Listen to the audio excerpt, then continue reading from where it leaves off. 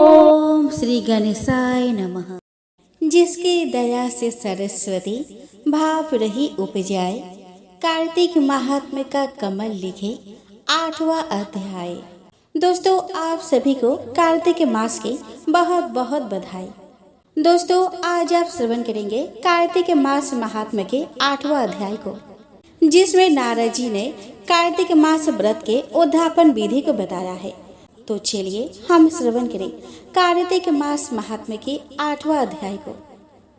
नारद जी बोले कि अब मैं कार्तिक व्रत के उद्यापन का वर्णन करता हूँ, जो सब पापों का नाश करने वाला है। व्रत का पालन करने वाला मनुष्य कार्तिक शुक्ल चतुर्दशी को व्रत के पूर्ति और भगवान विष्णु की प्रीति के लिए उद्यापन करे। तुलसी के ऊपर एक सुंदर मंडप बनवाए, उसे केले के खंभों से संयुक्त करके नाना प्रकार की धातुओं से उसके विचित्र शोभा बढ़ावे। मंडप के चारों ओर दीपकों की श्रेणी सुंदर ढंग से सजा कर रखे। उस मंडप में सुंदर बंधनवारों से सुशोभित 4 दरवाजे बनवाए और उन्हें फूलों से तथा चौवर से सुसज्जित करे। द्वारों पर पृथक पृथक मिट्टी के द्वारपाल बनाकर उनकी पूजा करे।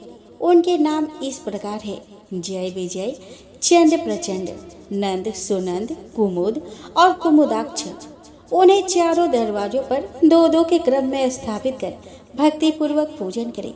तुलसी की जड़ के समीप चारों रंगों से सुशोभित सर्वतोभद्र मंडल बनाए और उसके ऊपर पूर्ण पत्र तथा पंचरत्न से संयुक्त कलश की स्थापना करें। कलश के ऊपर शंख चक्र गदाधारी भगवान विष्णु का पूजन करें। भक्ति पूर्वक उस तिथि में उपवास करें तथा रात्रि में गीत वाद्य कीर्तन आदि मंगलमय आयोजनों के साथ जागरण करें। जो भगवान विष्णु के लिए जागरण करते समय भक्ति पूर्वक भगवत संबंधी पदों का गान करते हैं, वे सैकड़ों जन्मों की पाप राशि से मुक्त हो जाते हैं। जो मनुष्य भगवान के निमित्त जागरण करके रात्रि भर भगवान का कीर्तन करते हैं, उनको असंख्य गोदान का फल मिलता है। जो मनुष्य भगवान की मूर्ति के सामने नृत्य गान करते हैं, उनके अनेक जन्मों के एकत्रित पाप नष्ट हो जाते हैं। जो भगवान के सम्मुख बैठकर कीर्तन करते हैं और बंसी आदि बजाकर भगवत भक्तों को प्रसन्न करते हैं तथा भक्ति से रात्रि भर जागरण करते हैं, उन्हें करोड़ों तीर्थ करने का फल मिलता है। उसके बाद पूर्णमासी में एक सपत्नीक ब्राह्मण को निमंत्रित करें। प्रातः काल स्नान और देव पूजन करके वेदी पर अग्नि की स्थापना करें और भगवान की प्रीति के लिए तिल और खीर की आहुति दे।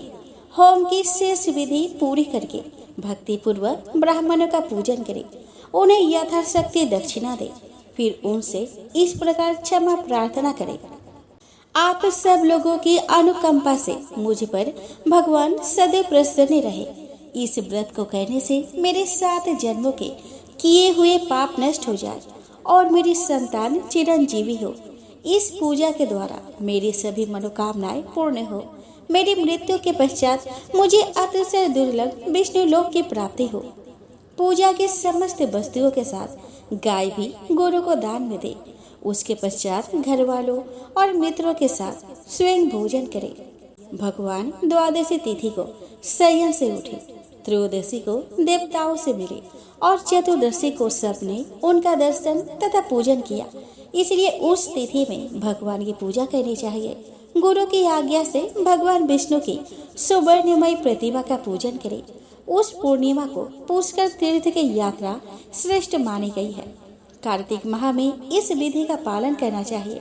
जो इस प्रकार कार्तिक के व्रत का पालन करते हैं, वे धन्य और पूजनीय है। उन्हें उत्तम फल की प्राप्ति होती है। जो भगवान विष्णु की भक्ति में तत्पर हो, कार्तिक में व्रत का पालन करते हैं, उनके शरीर में स्थित सभी पाप तत्काल नष्ट हो जाते हैं। जो श्रद्धा पूर्वक कार्तिक के उद्यापन का महात्म्य सुनता या सुनाता है, वह भगवान विष्णु का सायुज्य प्राप्त करता है। आइए दोस्तों, अब हम श्रवण करें श्रीमद् भागवत गीता का पहले अध्याय को। इस अध्याय में धृतराष्ट्र ने कहा कि हे संजय, धर्म भूमि और कर्म भूमि में युद्ध की इच्छा से एकत्र हुए मेरे पुत्रों और पांडव के पुत्रों ने क्या किया? संजय ने कहा कि हे राजन, इस समय राजा दुर्योधन पांडव पुत्रों की सेना की व्यूह रचना को देखकर आचार्य द्रोणाचार्य के पास जाकर कह रहे हैं कि हे आचार्य, पांडव पुत्रों की इस विशाल सेना को देखिए, जिसे आपके बुद्धिमान शिष्य द्रुपद पुत्र धृष्टद्युम्न ने इतने कौशल से व्यूह के आकार में सजाया है। इस युद्ध में भीम तथा अर्जुन के समान अनेकों महाशूरवीर और धनुर्धर है। ये योद्धान विराट और द्रुपद जैसे भी महान योद्धा है। धृष्टकेतु, चेकितान तथा काशीराज जैसे महान शक्तिशाली और पुरुचित कुंती भोज तथा सभ्य जैसे मनुष्य में श्रेष्ठ योद्धा भी है। युद्धामन्यु जैसे महान पराक्रमी और उत्तम मौजा जैसे अत्यंत शक्तिशाली सुभद्र का पुत्र अभिमन्यु और द्रौपदी के पुत्रों सहित यह सभी महान योद्धा है। हे ब्राह्मण श्रेष्ठ, हमारी तरफ के भी उन विशेष शक्तिशाली योद्धाओं को भी जान लीजिए और आपकी जानकारी के लिए मेरी सेना के उन योद्धाओं के बारे में बतलाता हूँ। मेरी सेना में स्वयं आप द्रोणाचार्य, पितामह भीष्म, कर्ण, कृपाचार्य, अश्वत्थामा, विकीर्ण और सोमदत्त का पुत्र भूमिश्रवा जैसे योद्धा है जो सदैव युद्ध में विजय रहे हैं। ऐसे अन्य अनेक सूरवीर भी है जो मेरे लिए अपने जीवन का बलिदान देने के लिए अनेक प्रकार के अस्त्र शस्त्रों से सुसज्जित है और यह सभी युद्ध विद्या में निपुण है। इस प्रकार भीष्म पितामह द्वारा अच्छी प्रकार से संरक्षित हमारी सेना की शक्ति असीमित है, किंतु भीम द्वारा अच्छी प्रकार से संरक्षित होकर भी पांडवों की सेना की शक्ति सीमित है। अतः सभी मोर्चों पर अपनी अपनी जगह स्थित रहकर आप सभी निश्चित रूप से भीष्म पितामह की सभी ओर से सहायता करें। तब कुरु वंश के वायुवृद्ध परम प्रतापी पितामह भीष्म ने दुर्योधन के हृदय में हर्ष उत्पन्न करते हुए सिंह गर्जना के समान उच्च स्वर से शंख बजाया। तत्पश्चात अनेक शंख, नगारे, ढोल, मृदंग और सिंह आदि बाजे अचानक एक साथ बज उठे। उनका वह शब्द बड़ा भयंकर था। तत्पश्चात दूसरी ओर से सफेद घोड़ों से युक्त उत्तम रथ पर आसीन योगेश्वर श्री कृष्ण और अर्जुन ने भी अलौकिक शंख बजाए। हृदय के सर्वस्व ज्ञाता श्री कृष्ण ने पांचजन्य नामक, अर्जुन ने देवदत्त नामक और भयानक कर्म वाले भीमसेन ने पौंड्र नामक महाशंख बजाया। हे राजन, कुंती पुत्र राजा युधिष्ठिर ने अनंत विजय नामक और नकुल तथा सहदेव ने सुघोष और मणिपुष्प नामक शंख बजाए। श्रेष्ठ धनुष वाले काशीराज और महारथी शिखंडी एवं धृष्टद्युम्न तथा राजा विराट और कभी न हारने वाला सात्यकी राजा द्रुपद और द्रौपदी के पांचों पुत्र और बड़ी भुजा वाले सुभद्रा पुत्र अभिमन्यु आदि सभी ने अलग अलग शंख बजाए। उस भयंकर ध्वनि ने आकाश और पृथ्वी को गुंजायमान करते हुए धृतराष्ट्र के पुत्रों के हृदय में शोक उत्पन्न कर दिया। हे राजन, इसके बाद हनुमान से अंकित पताका लगे रथ पर आसीन पांडु पुत्र अर्जुन ने धनुष उठाकर तीर चलाने की तैयारी के समय धृतराष्ट्र के पुत्रों को देखकर हृदय के सर्वस्व ज्ञाता श्री कृष्ण से प्रार्थना करते हुए कहा कि हे अच्युत, कृपया करके मेरे रथ को दोनों सेनाओं के बीच में खड़ा करें, जिससे मैं युद्ध भूमि में उपस्थित युद्ध की इच्छा रखने वालों को देख सकूं कि इस युद्ध में मुझे किन किन से एक साथ युद्ध करना है। मैं उनको भी देख सकूं जो यह राजा लोग यहाँ पर धृतराष्ट्र के दुर्बुद्धि पुत्र दुर्योधन के हित की इच्छा से युद्ध करने के लिए एकत्रित हुए हैं। संजय ने कहा कि हे भारतवंशी, अर्जुन द्वारा इस प्रकार कहे जाने पर हृदय के पूर्ण ज्ञाता श्री कृष्ण ने दोनों सेनाओं के बीच में उस उत्तम रथ को खड़ा कर दिया। इस प्रकार भीष्म पितामह, आचार्य द्रोण तथा संसार के सभी राजाओं के सामने कहा कि हे पार्थ, युद्ध के लिए एकत्रित हुए इन सभी कुरु वंश के सदस्य को देख। वहाँ पृथा पुत्र अर्जुन ने अपने ताऊओं, चाचाओं को, दादा परदादा को, गुरुओं को, मामाओं को, भाइयों को, पुत्रों को, पौत्रों को और मित्रों को देखा। कुंती पुत्र अर्जुन ने ससुरों को और शुभ चिंतकों सहित दोनों तरफ की सेनाओं में अपने ही सभी संबंधियों को देखा।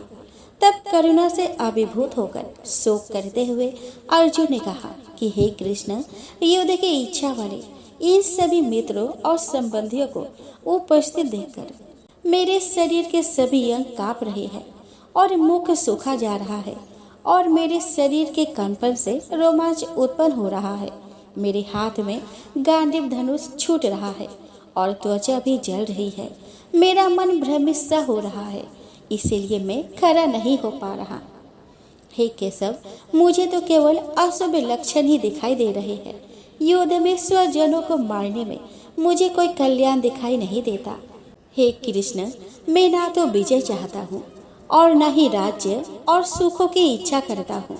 हे गोविंद, हमें ऐसे राज्य, सुख अथवा इस जीवन से क्या लाभ है जिनके साथ हमें राज्य आदि सुखों को भोगने की इच्छा है, जब वह ही अपने जीवन के सभी सुखों को त्याग करके इस युद्ध भूमि में खड़े हैं।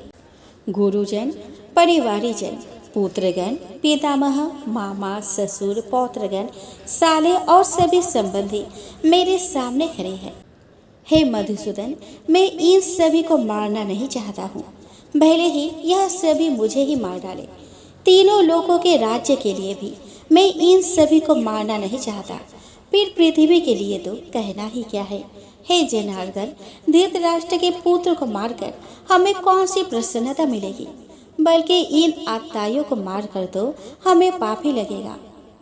हे माधव, अतः मुझे धृतराष्ट्र के पुत्र को, उनके मित्रों को और संबंधियों सहित मारना उचित नहीं लगता है, क्योंकि अपने ही कुटुंबियों को मारकर हम कैसे सुखी हो सकते हैं।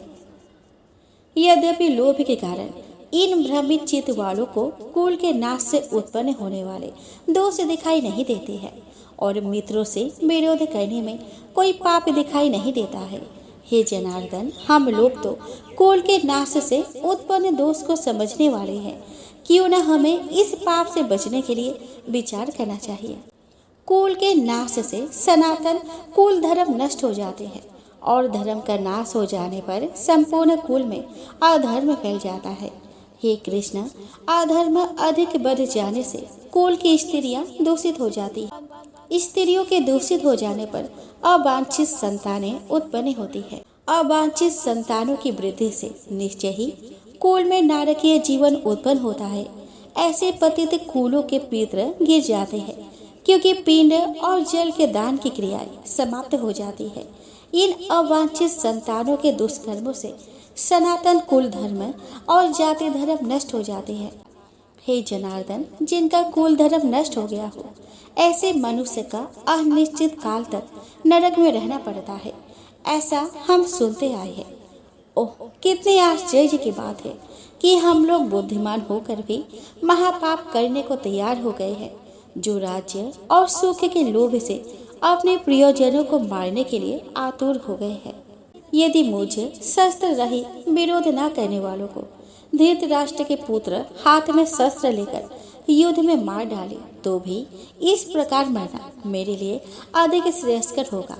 संजय ने कहा कि इस प्रकार शोक से संतप्त हुआ मनवा संजय ने कहा कि इस प्रकार शोक से संतप्त हुआ मन वाला अर्जुन युद्ध भूमि में यह कहकर बाणों सहित धनुष को त्याग कर रथ के पिछले भाग में बैठ गया। दोस्तों, इस प्रकार उपनिषद, ब्रह्म विद्या तथा योग शास्त्र रूप श्रीमद् भागवत गीता के श्री कृष्ण अर्जुन संवाद में धर्म कर्म युद्ध योग नाम का पहला अध्याय संपूर्ण हुआ।